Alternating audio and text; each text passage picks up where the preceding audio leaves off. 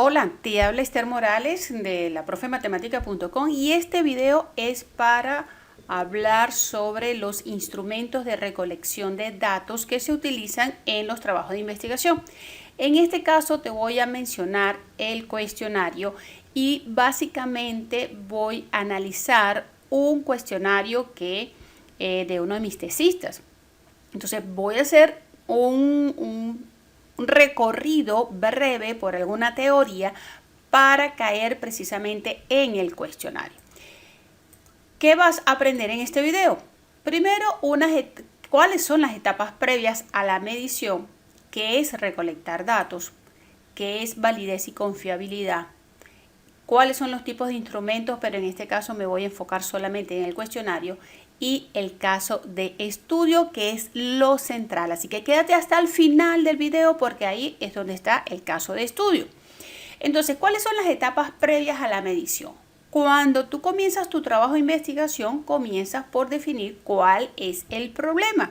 Comienzas a analizar lo que está alrededor tuyo, observas cuál es la necesidad que existe y buscas soluciones. Para ello, tienes que definir entonces tus variables y tus objetivos. Definir también hasta dónde va a llegar tu investigación para que no se haga muy larga. Y todo eso define el capítulo número 1. Después viene la revisión de teorías y antecedentes, que va muy acompañado y muy de la mano de la primera parte de tu capítulo 1. Tú no haces el capítulo 1 si no haces una revisión de teoría y de antecedentes. Y estos dos puntos de revisión de teoría y antecedente nos definen el capítulo 2.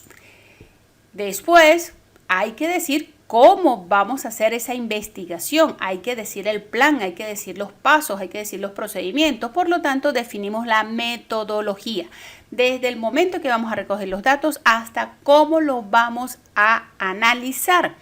Entonces, en este punto, que es el capítulo 3, es cuando diseñamos nuestro instrumento de recolección de datos. Definimos cuál es y lo comenzamos a construir. ¿Qué es recolectar datos? Es la planificación detallada para reunir datos que midan las variables de estudio. Es decir, debemos especificar los pasos y lugares donde se encuentran esos datos. ¿Qué lugares? ¿Cuáles son esos pasos? Por ejemplo, si vas a revisar documentos y de esos documentos escritos es que tú vas a tomar la información para después analizarla. Si vas a hacer observación, vas a estar en algún lugar y vas a observar un proceso o un comportamiento de unas personas, o si serán las personas las que te van a dar los datos. Por ejemplo, hay muchos otros más. Tienes que definir entonces cuál es la muestra donde se localizan esos datos. También debes definir si el medio por el cual tú vas a recolectarlo es confiable y válido. Y debes también definir cómo vas a analizar esos datos que vayan a responder al planteamiento del problema. Todo esto incluye la planificación de recolectar datos. No es simplemente decir, voy a hacer un cuestionario. No, es todo un proceso. ¿Cómo lo voy a hacer? ¿A quién se lo voy a hacer? ¿Cómo lo voy a medir? ¿Cómo lo voy a elaborar? Etcétera. Otro aspecto importante en los instrumentos de medición son la validez y confiabilidad, y que muchos de los estudiantes lo ignoran, probablemente por desconocimiento. Pero si un instrumento no es válido y no es confiable, los datos que usted recoja tampoco son válidos y confiables, y por lo tanto podemos considerar que su investigación es nula. Entonces, ¿qué es validez? Es el grado que tiene un instrumento de medir lo que se pretende medir. Es decir, que las preguntas estén diseñadas de manera correcta para encontrar la información de las variables que nosotros estamos estudiando. ¿Y qué es confiabilidad? Es el grado en que al aplicar el instrumento varias veces se obtiene el mismo resultado. Si nosotros tenemos un termómetro y ahorita yo mido la temperatura y me dice que tengo 4 grados centígrados, pero dentro de 2 horas lo mido y me dice que tiene por exageración 35 grados centígrados, y la vuelvo a medir y me dice entonces que estemos en -3. Hay un error y estoy en el mismo lugar. estoy en el mismo sitio, bajo las mismas condiciones, entonces ese instrumento tiene un error y los resultados que me están dando entonces no son confiables. Si nosotros vamos a hacer un cuestionario, cada vez que se aplique el cuestionario debe entonces arrojar lo mismo, pero digamos que no la misma respuesta, pero sí hay formas de decir que las respuestas son coherentes. Tanto para la validez como para la confiabilidad hay métodos para aplicarlo y encontrar cuál es ese grado, cuál es ese porcentaje de confiabilidad y ese porcentaje de validez, que lo podemos hacer, lo puedo conversar en otro video. Y puedes verlo también en el video de capítulo 3 de metodología, que ahí sí hablo con detenimiento de cómo calcular la validez y cómo calcular la confiabilidad. En el punto número 4 es los tipos de instrumentos. Podemos tener varios tipos de instrumentos, varias técnicas de recolección de datos, y cada técnica de recolección de datos tiene su instrumento. En este caso solamente me quiero concentrar en los cuestionarios, que son conjunto de preguntas que tienen relación con las variables a medir. Estas variables, si has visto el video de operacionalización de variables, recuerda que ahí tenemos un objetivo general específico. Si no lo has visto, ve este momento, búscalo y lo ves. Y hay una columna en esa tabla de operacionalización de variables que se llama indicadores. Los indicadores son los que me permiten a mí medir la variable. Se recomienda que por cada indicador tengamos 3 preguntas del cuestionario, pero eso no está escrito. Entonces, ¿cuántas preguntas debe tener el cuestionario? Las necesarias. No repetir mucho. Sin embargo, hay otros autores que dicen que se puede repetir de diferentes maneras, simplemente para asegurarnos que el que está contestando el cuestionario está diciendo lo correcto. Entonces, un cuestionario puede tener 3 tipos de preguntas, o las preguntas de un cuestionario pueden ser de 3 tipos. Pueden ser abiertas, cerradas o mixtas. Las abiertas son aquellas que el encuestado puede contestar lo que necesita responder y depende del compromiso que tenga, de la emocionalidad que tenga en ese momento y de lo que sepa del tema que estamos preguntando. Abiertas, puedo escribir lo que yo quiera. Son preguntas en que es más difícil la codificación, porque hay que leer todas las preguntas y tratar de buscar un patrón común en cada una de ellas, o aspectos que se repitan común, ¿verdad?, en algunas de ellas, para después entonces poderlas codificar. Son preguntas que comienzan con el por qué opina, explique. Entonces, por supuesto, la persona se va a extender a escribir. ¿Cuál es el problema de las preguntas abiertas? Que si es una persona que tiene dificultad para hablar y tiene dificultad para escribir, entonces no va a expresar todo lo que necesita en la pregunta. Entonces, tenemos las preguntas abiertas, cerradas o mixtas, cada una tiene sus ventajas y sus desventajas, ¿no? Por supuesto que una pregunta abierta proporciona muchísima información, quizás hasta más de la que estemos preguntando. ¿Qué pasa con las preguntas cerradas? En las preguntas cerradas, pues simplemente se ofrecen alternativas ya establecidas por el investigador. Son aquellas que uno simplemente contesta con un sí, con un no, o un quizás, un tal vez, un nunca, preferiblemente. Y es donde se encuentra la famosa escala de Likert, que mide actitudes.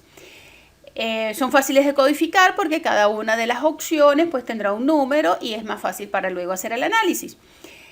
Son ideales para enviar por correo, porque la persona simplemente es fácil de contestar. Si el cuestionario tarda más de 35 minutos para contestarlo, eso es más fastidioso y la gente va a llegar a un momento en que no va a contestar lo que es. Entonces se trata de hacer un cuestionario preciso. Y en relación a las alternativas, no siempre son fáciles de describir lo que siente la persona. Puede ser que de repente yo lea una pregunta y de las opciones dice, pero ninguna de esas, ¿no? Entonces, hay sus técnicas para encontrar cuál sería la escala más adecuada. Las mixtas, bueno, entonces incluye preguntas abiertas y preguntas cerradas. Normalmente, cuando uno utiliza una técnica para medir la confiabilidad de un instrumento, hay técnicas para preguntas específicas. Es decir, preguntas mixtas no no, hasta este momento no he visto ninguno. Puede ser que haya alguna técnica, pero hay técnica para medir la confiabilidad de preguntas cerradas, y de las cerradas, las que tienen 2 opciones, y de las que tienen más de 2 opciones. Entonces son técnicas específicas para las que dicen sí o no y para las que tienen más de 2 opciones. Muy bien, ahora vamos a ver el caso de estudio. El caso de estudio tiene relación con un trabajo de investigación de mercadeo. Queremos saber qué tanto es preferible comprar cochino y de una marca en específica que no la voy a mostrar aquí. Entonces, fíjense, en la pregunta número 1 es una pregunta de lo que llamamos demográfica, porque es la que me dice dónde está ubicada la muestra. Y aquí estamos preguntando entonces la edad, el sexo, en esta la pregunta 1 y la pregunta 2. No queremos saber más nada, solamente sexo y edad. Pero más adelante vamos a ver que hay otra, déjenme mostrarla, que yo le incluiría con esta primera pregunta. Las preguntas demográficas, traten de hacerlas al principio para que la persona ya, es como que si diera sus datos, ¿no? Entonces, al principio. Por aquí hay una pregunta que más adelante la vamos a ver, que yo considero que es demográfica también. La pregunta número 3 dice, ¿qué tan frecuente consume carne? Y fíjense que tenemos 5 opciones. El nunca, el casi nunca, ocasionalmente, casi todos los días y todos los días. Quizás pudiéramos encontrar una escala un poquito más acorde, pero esta funciona. Tenemos 5. Lo importante es que aquí tenemos 5. Quiere decir que quizás todos los días va a valer 5 puntos y el nunca va a valer 0. ¿Sí? 0 o 1, 2, 3, 4 y 5. 1 nunca, 2 casi nunca, y esto me va a permitir entonces hacer una codificación en una hoja Excel. Yo voy a poner las opciones y automáticamente pues me va a arrojar el valor. En la pregunta 4 dice, ¿qué tan frecuente consume cochino? Bueno, consume carne, consume cochino, ¿no? Nunca, casi nunca, ocasional, casi todos los días y todo, igualito. Tiene 5 escalas, perfecto. Ahora, ¿qué pasa aquí? Si la persona dice que nunca consume carne, bueno, no tiene sentido, perdón, aquí puede decir que consume carne todos los días. En esta pregunta, ¿qué tan frecuente consume cochino? Si dice que nunca, no tiene sentido que le siga haciendo todas las demás preguntas, porque todo el resto de las preguntas tiene que ver con el cochino, porque el estudio tiene que ver con el cochino. Pregunto entonces, ¿este cuestionario lo va a hacer todo el mundo? Probablemente no. Entonces, ¿qué sugiero antes de hacer esto? Hacer un sesgo. Un sesgo es un instrumento, un cuestionario más chiquito de 5 preguntas, en donde yo clasifico las personas para saber si come carne o come cochino. Si come carne, no vas para mi muestra, y si comes cochino, sí vas para mi muestra. Y una vez que comes cochino, entonces le pongo el otro cuestionario en específico. Y entonces me elimino esta pregunta dentro de mi cuestionario general. O simplemente un sesgo son 2 preguntas. ¿Come carne? ¿Come cochino? Si come cochino, usted entra a mi muestra. Si no come cochino, no entra a mi muestra porque no quiero saber más nada. Ahora, más adelante hay otra pregunta en donde tenemos como opción el pescado. Entonces yo me pregunto, ¿y por qué aquí no preguntamos cuál es frecuente come pescado? Porque resulta ser que la marca que estamos analizando parece ser que vende carne, cochino y pescado. Bien, después dice aquí, para usted, ¿qué tan importante es consumir este producto? Yo aquí hiciera una redacción diferente porque las opciones que pone es no es importante, poco importante, neutral, importante, muy importante. Hay una escala, dependiendo de cómo hace la pregunta, que pudiera ser en su dieta, ¿qué tan importante es consumir cochino? Porque dice este producto, estamos asumiendo que aquí dijo que todos los días o casi todos los días. Entonces aquí hacemos más específica la pregunta. Entonces, en su dieta, ¿qué tan importante es consumir cochino? Y pondríamos la escala indispensable, sumamente importante, medianamente importante, poco importante, no se toma en cuenta. El no se toma en cuenta sería el punto 1 y el indispensable es el que vale 5 puntos. Es un poquito, esta es la escala que estoy mencionando de indispensable, sumamente importante, medianamente importante, poco importante y no se toma en cuenta, es un poquito más detallada que esta. Ahora, en la pregunta 6 donde dice, al momento de compra, cuál es su preferencia en presentación. Aquí pudiera también hacer lo siguiente. ¿Qué tan importante es la presentación del producto? Y vuelvo a usar la escala que mencioné anteriormente. Indispensable, sumamente importante, ¿no? Y después pudiera ofrecer preguntas para cada una de este tipo de presentación. Quizás colocar algo de que inclusive aquí hay algo importante. Fíjense que aquí hay 4 opciones mientras venimos usando 5. Es importante entonces mantener el número de opciones en todas 5. ¿Qué pondría aquí? Aquí me faltaría, se me ocurre que poner ahumado. Porque dice fresco de carnicería, empacado al vacío, en bandeja, no compro, solo consumo, y de repente quizás el ahumado puede ser dentro de esa preferencia, ¿no? Fresco es una cosa y ahumado es otra cosa. O a lo mejor el ahumado se consigue como fresco. Pero aquí debería ser 5 opciones. Vamos a las siguientes preguntas. La siguiente pregunta dice, ¿con qué frecuencia consume o compra cochino? Entonces pone frecuentemente, a veces, poco y casi nunca. 4 opciones otra vez. Entonces, o usamos 4 opciones o usamos 5 opciones. Aquí dice, ¿cuándo compra o consume cochino? ¿Qué cortes pide con más frecuencia? Entonces, bueno, aquí tenemos esta pregunta. Yo la pondría como que al final, porque tiene varias opciones. Cuando me preguntan en la 9, ¿qué cantidad compra cuando lo hace? Esta pregunta debería decirse, hay que redactarla un poquito mejor, ¿ok? Porque ¿qué cantidad compra cuando lo hace? Cuando compra cochino, ¿qué cantidad compra frecuentemente? Entonces, aquí habría que inclusive poner 2 opciones más. 5 kilos o más, estamos hablando de parrilla, digo yo, ¿no? Pero entonces poner 2 opciones más, quizás 1 kilo, entre 1 y 2, entre 2 y 4, porque siempre entonces el problema es 4 y 5 y después más de 5, ¿no? 2 opciones más. Y volvemos a esas opciones, tendrán por supuesto su peso. ¿Cuántas personas? Esta pregunta es la que yo considero que es también demográfica, porque me estás preguntando cuánto es tu núcleo familiar. Entonces, si tú estás averiguando cuál es mi núcleo familiar, pónmela al principio como una pregunta demográfica, ¿no? ¿Cuántas personas conforman su familia? Basada en esta pregunta, la pregunta 11 la redactaría o las opciones se las pondría, porque de otra forma. Dice, ¿cuántas de las personas en la familia consume cochino? Bueno, pero si mi núcleo familiar son de 2 personas, 3 personas, 4 personas o 5, pondría ninguna, 1, 2, o una, el 25%, el 50%, el 75%, o una, ninguna, una, la mitad, más de la mitad, y ya, en lugar de ponerle el otra. O sea, busca todas las opciones que puedo hacer. En mi casa somos 3, que el cochino lo comemos todos, o no comemos ninguno, o solamente uno no come y 2 sí comen, ¿no? Entonces no está el todas. Si somos 3, yo no puedo otra. Sí, entonces voy a poner 3. No, porque se hace más difícil de contabilizar.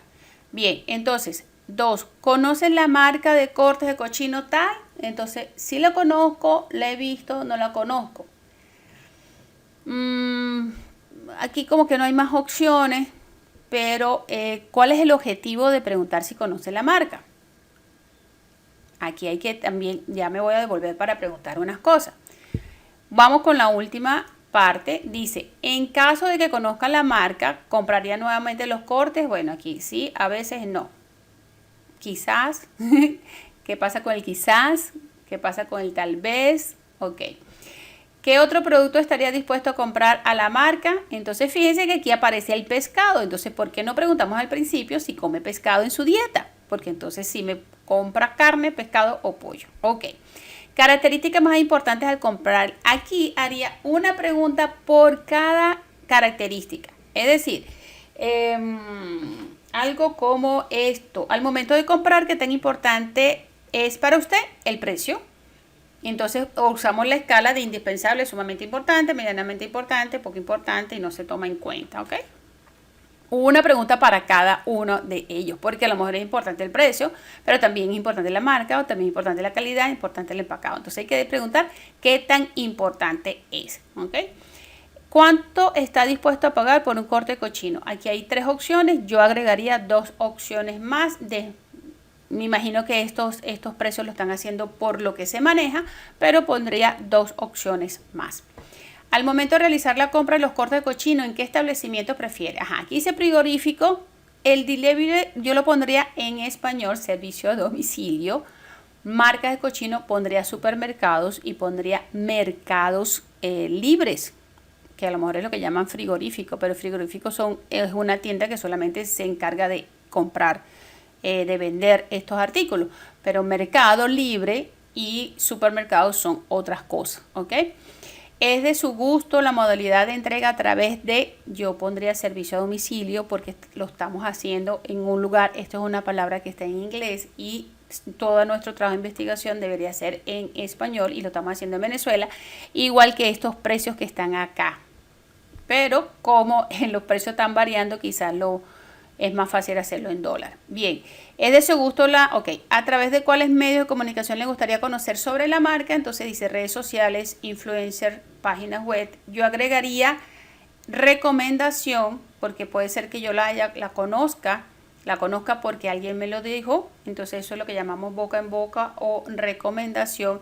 Y pudiera haber otra opción por ahí, ¿no? De como a lo mejor un banner que ahora no se usa, periódico, evidentemente que ya no se usa, pero son opciones que sí se pueden colocar, ¿no? Publicidad. Bueno, la publicidad está dentro de redes sociales, pero puede haber un banner, pues, y entonces ya conozco sobre la marca. Hay algo importante sobre las preguntas. Hay que definir qué es lo que cada pregunta, qué variable, qué dato aporta la variable. ¿Cuál es mi variable? Si son los cortes, entonces debo tener preguntas de los cortes. Si es sobre la marca, entonces debo tener preguntas de la marca. Entonces, cada uno de estas preguntas tiene que arrojarme datos a una de mis variables, a la variable dependiente, porque la independiente yo la manipulo y basada en la manipulación del independiente obtengo la dependiente, ¿no? Si hay una sola, pues entonces ellas me deben ofrecer información sobre la variable que estoy estudiando. Entonces, en un próximo video vamos a ver cómo podemos construir un instrumento desde el cuadro de operacionalización de variables. No es fácil hacer un instrumento, pero es importante que esté bien hecho. Una vez que esté hecho, tiene que hacerle la validez y la confiabilidad antes de aplicarlo a la muestra para poder decir que eso es válido y confiable sus datos en el momento de hacer el análisis. Te habló Esther Morales desde Caracas, Venezuela. Si este video te gustó, te aportó algo, pues dale un me gusta y nos vemos en un próximo video.